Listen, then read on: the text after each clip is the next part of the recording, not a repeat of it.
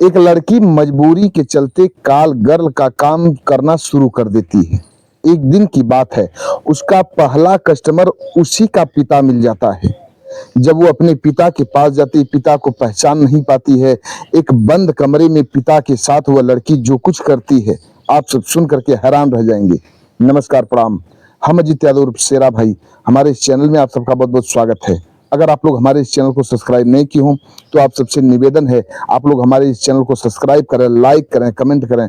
कहानी अच्छी लगे तो उसको शेयर जरूर करना। बड़ी ही दिलचस्प कहानी है। इस कहानी को आप लोग पूरा सुनिएगा। हम उम्मीद करते हैं कि आप लोग पसंद करेंगे। अब कहानी शुरू होती है। यह कहानी शुरू होती है पंजाब प्रांत से। यहीं के रहने वाले एक व्यक्ति जिनका नाम राजेंद्र होता है, राजेंद्र की पत्नी का नाम नर्मदा देवी होता है। इन दोनों दंपत्ति के बीच में एक बेटी होती है जिसका नाम लोग बड़े प्यार से अंजलि रखते हैं। राजेंद्र जी दिल्ली में एक फुटवियर कंपनी में काम करते थे, अर्थात जूतों चप्पल की कंपनी थी। उसी कंपनी में काम किया करते थे, पैसा अच्छा कमा रहे थे। इधर घर पर बेटी और उनकी पत्नी दोनों दो लोग थे। राजेंद्र जी दिल्ली में थे, काफी अच्छा पैसा कमा रहे थे, वहां फ्लैट भी लिखा लिए थे। इधर बेटी को अच्छी तालीम दे रहे थे। एक प्राइवेट स्कूल में बेटी जा रही थी। बेटी पढ़ने लिखने में काफी तेज तर्राक निकलती है। धीरे धीरे समय बीत रहा था। एक दिन की बात है, ये जो राजेंद्र जी थे, इनकी मानसिक स्थिति गड़बड़ होने लगती है। काफी दवा इलाज कराते हैं लेकिन तबीयत में कुछ सुधार नहीं आता है। घर में पत्नी को नहीं बताते हैं कि पत्नी चिंतित हो जाएगी। अब राजेंद्र जी काफी टेंशन में रहते थे। बहुत इलाज करवाए लेकिन तबीयत में कुछ सुधार नहीं आ रहा था। धीरे धीरे उनकी मनोदशा बहुत काफी बिगड़ने लगी। अब राजेंद्र जी पागलों की भांति दर दर भटकने लगे। अब कंपनी जाना बंद कर देते हैं। ऐसे करते करते करीब करीब 1 महीने बीत गया। अब कंपनी से उनका नाम कट जाता है, कंपनी जाना बंद कर देते हैं। अब राजेंद्र जी पागलों की भांति दर दर भटकते, कहीं किसी से भीख के रूप में खाना मांगते, खाते और अपना कहीं कूड़ा करकट बिछा रहता वहीं सो जाते। उनको कुछ ज्ञात नहीं रहता कि वो कहाँ सो रहे हैं, क्या खा रहे हैं, क्या कर रहे हैं। ऐसे ही समय बीत रहा था। धीरे धीरे 10 वर्ष का ऐसे समय बीत जाता है। एक दिन की बात है, एक व्यक्ति की नजर पड़ती है। वह व्यक्ति पेशे से डॉक्टर था, आयुर्वेद का डॉक्टर था। जब उस व्यक्ति की नजर पड़ती है, राजेंद्र जी को देखता है, शायद पहले देख चुका था। राजेंद्र जी को अपने साथ लेता है, अपने घर लेकर के जाता है, नहलाता है, धुलाता है, अच्छे अच्छे कपड़े पहनाता है। फिर इसके बाद अपने ही क्लिनिक में राजेंद्र का इलाज चालू कर देता है। उस डॉक्टर का नाम नंदा था। नंदा बड़ा ही नेक दिल डॉक्टर था, नेक दिल इंसान था। अब राजेंद्र जी का इलाज नंदा जी चालू कर देते हैं। धीरे धीरे कुछ जड़ी बूटियां उनको काम करने लगती है। धीरे धीरे राजेंद्र जी की तबीयत में सुधार आने लगता है। इधर घर में पत्नी की स्थिति काफी नाजुक हो गई। पैसा नहीं मिल रहा था, खाने के लाले पड़ रहे थे। बच्ची की पढ़ाई अब प्राथमिक विद्यालय में होने लगी, सरकारी स्कूल में होने लगी। लेकिन बच्ची पढ़ती थी। किसी तरह से मेहनत मजदूरी करके नर्मदा देवी अपनी बच्ची का भरण पोषण करती थी, पढ़ाती थी। अब एक दिन की बात है, नर्मदा सोचती हैं कि चल करके अपने पति का पता लगाऊं। उनका कुछ अता पता नहीं चल रहा है। काफी चिंतित रहती थी। 10 वर्ष का समय बीत गया। जब वो उनका अंदर से उनकी अंतरात्मा गवाही दे रही थी कि हमारे पति अभी जिंदा है। अब वो घर छोड़ करके अपनी बेटी को साथ लेती है, अंजलि को, दिल्ली चली जाती हैं। जिस कंपनी में राजेंद्र जी काम करते थे उसी कंपनी में जाती हैं और उनका पता लगाती हैं। कंपनी के वर्कर कहते हैं कि वे 10 साल से यहाँ नहीं आ रहे हैं। उनकी मनोदशा कुछ खराब हो चुकी थी। लोग उनको घर जाने की सलाह दिए तो उन्होंने कहा कि ठीक है, मैं घर जा रहा हूँ, लेकिन पता नहीं गए कि नहीं गए। तब नर्मदा देवी कहती हैं घर पर तो वो नहीं पहुंचे। मैं काफी व्याकुल रहती थी। धीरे धीरे समय बिता रही थी कि हो न हो, आज नहीं तो कल आ जाएंगे। अब ऐसे ही 10 वर्ष का समय बीत गया तो मेरी अंतरात्मा कह रही थी कि चलूं, दिल्ली चलूं और वहां पता लगाऊं, हो न हो उनसे मुलाकात हो जाए। जब कंपनी के लोग सुनते हैं, काफी भावुक होते हैं। और खोजने का खूब प्रयत्न करते हैं, लेकिन राजेंद्र जी नहीं मिलते हैं। राजेंद्र जी तो डॉक्टर नंदा के घर थे। डॉक्टर नंदा धीरे धीरे इलाज के जरिए राजेंद्र जी को ठीक कर देते हैं, लेकिन जब इधर नर्मदा से मुलाकात नहीं हो पाती है राजेंद्र की, तब राजेंद्र अपने पुराने वाले मकान में जो फ्लैट लिए थे उसी में फिर रहने लगे। इधर नर्मदा देवी अब वहीं रह करके लोगों का चूल्हा चौका करने लगी और पैसा कमाने लगी। बेटी को अच्छी तालीम देने लगी। बेटी अंजलि पढ़ने लगी। अब बेटी अंजलि ग्रेजुएशन कर रही थी। एक दिन की बात है, नर्मदा देवी की तबीयत काफी खराब हो जाती है।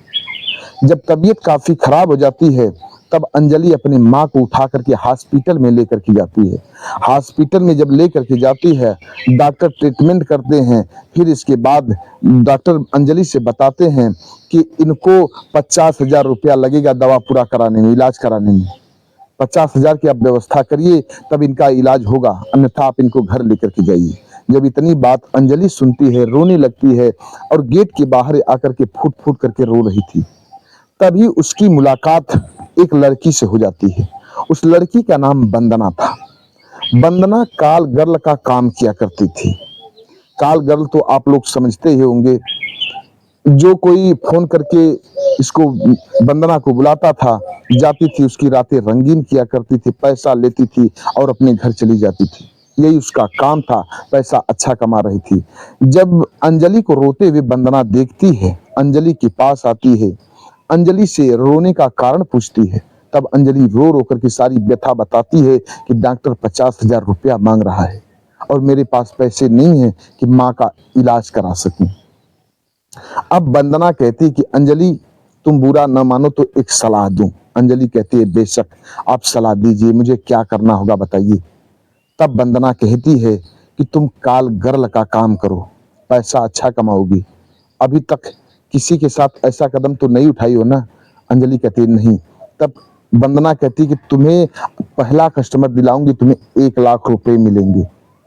जब इतनी बात सुनती है, अंजलि तमतमा उठती है। जब तमतमा उठती है, तब वंदना कहती है कि अंजलि गुस्साओ मत, मैं यहाँ से जा रही हूँ। ये मेरा मोबाइल नंबर ले लो, अगर मेरी जरूरत पड़े तो मुझे कॉल कर लेना, नहीं तो फिर अपना देख लेना। नंबर दे करके वहां से वंदना चली जाती है। अब अंजलि बैठ करके वही रो रही थी।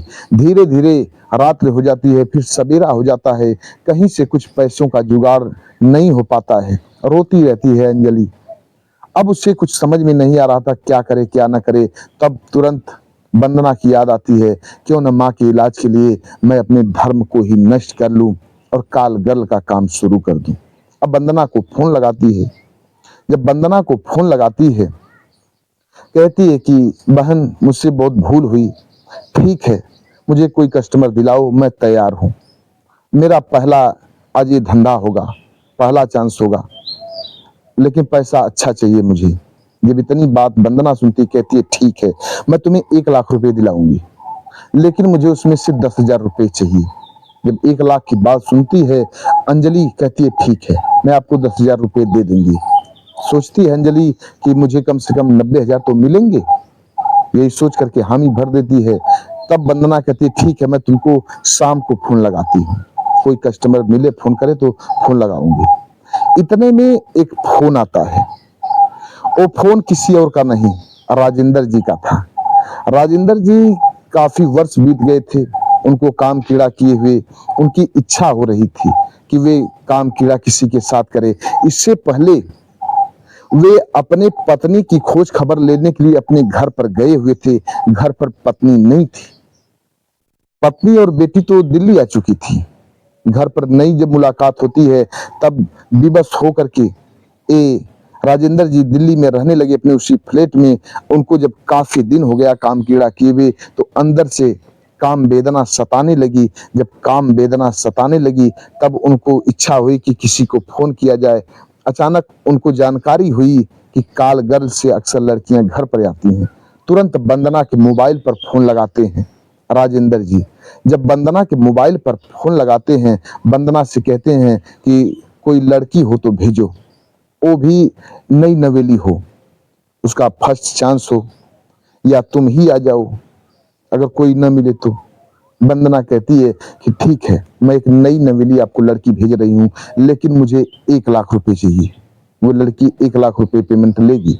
इतनी बात जब राजेंद्र जी सुनते हैं, पैसा अच्छा था उनका, बैंक बैलेंस ठीक ठाक था, कहते हैं ठीक है, मैं 1 लाख देने के लिए तैयार हूँ, उसको भेज दो। अब वंदना कहती है ठीक है, मैं उसको भेज दूंगी।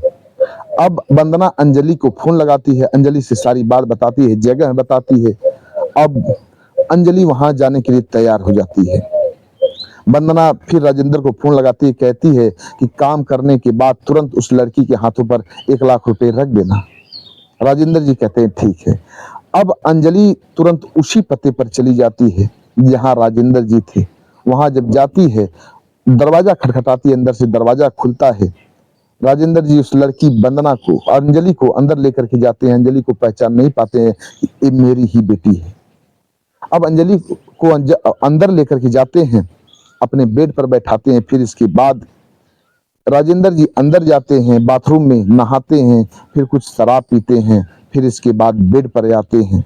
बेड पर आने के बाद जब वहीं उस लड़की को हाथ लगाना चाहते हैं, तभी अंजलि की नजर एक दीवार पर टंगी हुई तस्वीर पर पड़ जाती है। जब तस्वीर पर नजर पड़ती है, तुरंत पूछ देती है, अंकल एक बात पूछना चाहती हूँ, क्या आप बताएंगे? जब राजेंद्र जी सुनते हैं कि लड़की अंकल बोल रही है, कहते हैं, डांट करके बोलते हैं कि लड़की मुझे अंकल मत बोलो, अब तुम मेरे साथ रात रंगीन करने के लिए आई हो, एक तरह से मेरी पत्नी बन आदि पत्नी बनने के लिए आई हो, वो भी मानस पत्नी, और तुम मुझे अंकल मत बोलो। जब इतनी बात अंजलि सुनती है, कहती है ठीक है, मैं आपको अंकल नहीं बोलूंगी, लेकिन पहले आप एक बात बताइए, ये जो तस्वीर टंगी है, ये तस्वीर किसकी है? तब राजेंद्र जी कहते हैं, बताते हैं कि बगल में मैं हूं और बगल में मेरी पत्नी है, बीच में जो है ये मेरी बेटी है। जब इतनी बात अंजलि सुनती है, उसकी आंखों में आंसू आ जाते हैं, रोने लगती है। जब अंजलि रोने लगती है, तब राजेंद्र जी रोने का कारण पूछते हैं।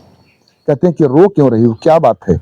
अभी तो हम लोगों का कुछ काम कीड़ा हुआ नहीं, क्यों रो रही हो, क्या परेशानी है? तब अंजलि रो करके कहती है, साहब ये जो बगल में आपकी पत्नी बैठी है ना, इनको मैं जानती हूँ, क्या आप इनसे मुलाकात करना चाहेंगे? जब इतनी बात राजेंद्र जी सुनते हैं, जैसे बौखला से जाते हैं। कहते हैं जरूर, कहाँ हैं, मुझे उनसे मुलाकात कराइए। अब उनकी जो काम कीड़ा की अग्नि थी, बिल्कुल शांत हो जाती है। तुरंत बेचैन सा हो जाते हैं, कहते हैं कि मुझे उससे मिलवाइए, मेरी पत्नी से मिलवाइए, जितना जल्दी हो सके मिलवाइए। अब अंजलि कहती है, पहले आप अपने कपड़े पहन लीजिए, मैं आपकी पत्नी से मिलवाता हूँ। तुरंत राजेंद्र जी अपने कपड़े पहनते हैं। फिर इसके बाद अंजलि अपने साथ लेती है, राजेंद्र जी को साथ लेकर के उसी हॉस्पिटल में जाती है जिस बेड पर उनकी पत्नी नर्मदा जी सोई हुई थी, इलाज के लिए वहां लेकर के जाती है। जब वहीं राजेंद्र जी देखते हैं अपनी पत्नी नर्मदा को, नर्मदा जी देखती है अपनी पति राजेंद्र को, दोनों की आंखें डबडबा जाती है। दोनों एक दूसरे को पकड़ करके फूट फूट करके रोने लगते हैं। जब दोनों रो करके शांत होते हैं, तब राजेंद्र जी नर्मदा से पूछते हैं कि नर्मदा ये बताइए कि तुम तो यहाँ हो, लेकिन हमारी बेटी कहाँ है? जब इतनी बात नर्मदा जी सुनती हैं, कहती हैं कि स्वामी आप अपनी बेटी को नहीं पहचान रहे हैं, ये जो आपको साथ लेके आई है, ये आपकी बेटी ही है, कोई और नहीं। जब राजेंद्र जी इतनी बात सुनते हैं, उनके पैरों तले जमीन खिसक जाती है, आवाक रह जाते हैं, अपनी बेटी के पैरों पर गिर जाते हैं। कहते हैं बेटी, आज तो मेरा धर्म नष्ट होने से बच गया, आज भगवान ने मुझे बचा लिया, नहीं तो बड़ा अनर्थ हो जाता। जब इतनी बात अंजलि सुनती है, कहती है पिताजी आप बताइए एक गलत काम क्यों करना आप शुरू कर दिए? तब राजेंद्र जी सारी सच्चाई अपनी बेटी के सामने रख देते हैं। कहते हैं बेटी, मैं किसी शौक की वजह से नहीं, अंदर से तमन्ना हो रही थी, इसलिए मैंने ऐसा काम किया, आज तो मैं बच गया। बेटी तू ऐसा काम क्यों कर रही थी? तब अंजलि रो रो करके बताती है, पिताजी मेरे पास पैसे नहीं थे, माँ का इलाज कराना था, पैसे नहीं थे, मैं लाचार हो गई। वंदना नामक लड़की से मुलाकात हो गई, वही लड़की मुझे रास्ता बताई, आज पहला दिन मेरा था, आज मेरा भी धर्म नष्ट होने से बच गया।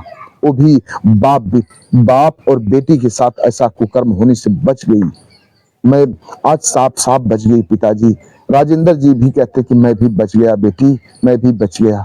सभी लोग एक दूसरे का गर्दन पकड़ करके रोने लगते हैं। फिर इसके बाद राजेंद्र जी कहते हैं बेटी मुझे क्षमा कर दे, अब तुम्हें पैसों की जरूरत नहीं पड़ेगी, तुम्हें ऐसा कदम उठाना नहीं पड़ेगा, अब सारा खर्चा मैं वहन करूंगा, अभी मैं जिंदा हूं, तुम्हारी माँ को मैं ठीक करा दूंगा। तुरंत पैसा डॉक्टर को देते हैं, अंजलि की माँ का इलाज होता है, नर्मदा देवी ठीक हो जाती हैं। फिर इसके बाद राजेंद्र जी अपनी पत्नी और बेटी को साथ लेते हैं, फिर अपने घर पंजाब चले आते हैं और सभी लोग हंसी खुशी से रहने लगते हैं। अब कहानी यहीं समाप्त होती है। कहानी कैसी लगी आप लोग कमेंट बॉक्स में बताइएगा। हमारे कुछ व्यूअर हैं जो कि अपना नाम लेने के लिए अपील किए हैं। कि ब्रजेंद्र सिंह ये मणिपुर के रहने वाले हैं, राव मोहम्मद यासीन ये लाहौर पाकिस्तान के रहने वाले हैं, महानंद जी ये फरीदाबाद के रहने वाले हैं, अनुज कुमार त्रिपाठी ये लखनऊ उत्तर प्रदेश के रहने वाले हैं, दिनेश कुमार राय ये वाराणसी के रहने वाले हैं। ये लोग हमारी हर कहानियों को सुनते हैं, बेहद पसंद करते हैं। वीडियो में नाम लेने के लिए लोग अपील किए थे, हमने बारी बारी से इन लोगों का नाम लिया। आप भी अपना नाम बुलवाना चाहते हैं तो कमेंट बॉक्स में अपना नाम दीजिए, एड्रेस बता दीजिए, आप सबका भी बारी बारी से नाम लिया जाएगा। कहानी कैसी लगी कमेंट बॉक्स में जरूर बताइएगा। चैनल को लाइक सब्सक्राइब जरूर करिएगा। मिलते हैं अगले एपिसोड में किसी एक नई कहानी के साथ, रोचक कहानी के साथ। तब तक के लिए नमस्कार।